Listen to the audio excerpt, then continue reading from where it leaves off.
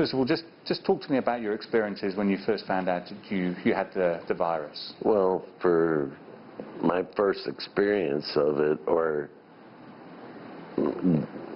involvement, if you will, was my wife was ill.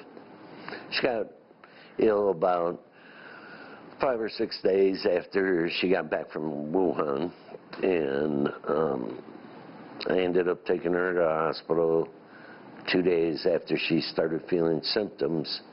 And then after my wife's test results came back positive, they asked me to be tested, and they didn't tell me to do anything other than my normal activity.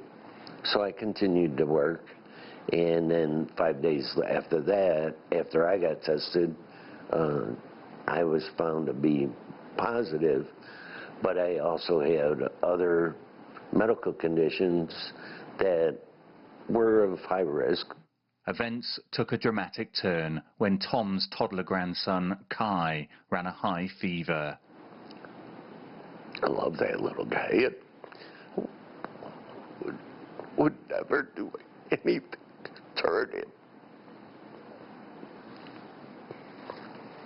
Tom's son, David, and his partner, Sarah, rushed Kai to a hospital, fearing the worst. So my partner, Sarah, she was not in contact with my father, so she was okay to go into the hospital. They were just following their procedures.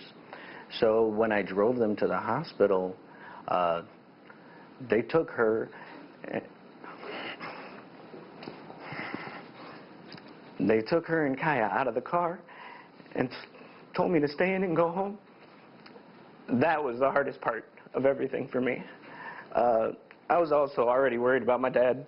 You know, the people that have the hardest part with this coronavirus are going to be the elderly and infants. And in that moment, I was worrying about both. Being at home alone, not knowing.